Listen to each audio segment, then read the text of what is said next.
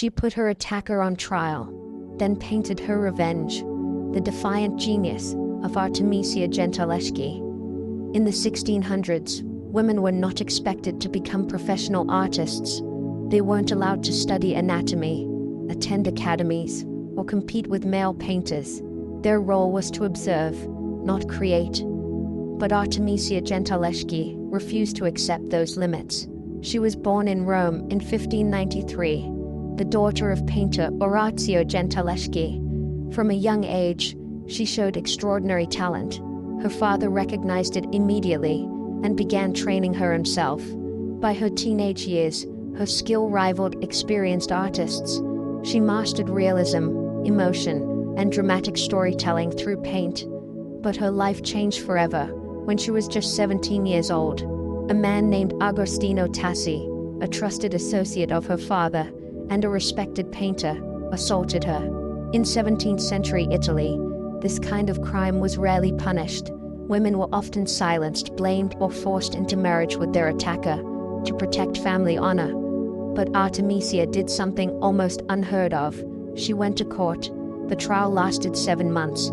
It became public, humiliating, and brutal. Artemisia was forced to testify in detail. Worse, she was subjected to torture to verify her truthfulness. Metal rings were tightened around her fingers, the same fingers she used to paint.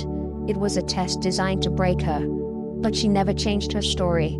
Despite the pain, the pressure, and the risk of destroying her reputation forever, she stood firm. In the end, Agostino Tassi was found guilty. But like many powerful men of the time, he faced little real punishment. Artemisia could have disappeared into silence. Instead, she picked up her brush. Soon after the trial, she painted what would become her most famous work, Judith slaying Holofernes. The painting shows a woman beheading a powerful general.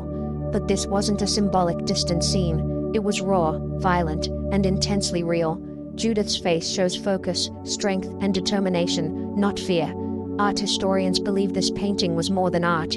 It was a declaration, a reclaiming of power, in a world that tried to take it from her, and it shocked the art world. Her work stood out because it showed women differently, not as passive or weak, but as powerful, emotional, and human. She painted women as heroes, survivors, and decision-makers. Her talent could no longer be ignored. In 1616, Artemisia achieved something no woman had ever done before. She became the first female member of the prestigious Accademia, delle Arti del Disegno in Florence. This was one of the most important art institutions in Europe. She went on to work for powerful patrons, including the Medici family and even King Charles I of England. Her paintings traveled across Europe. Her reputation grew. She wasn't just surviving in a male-dominated world, she was dominating it.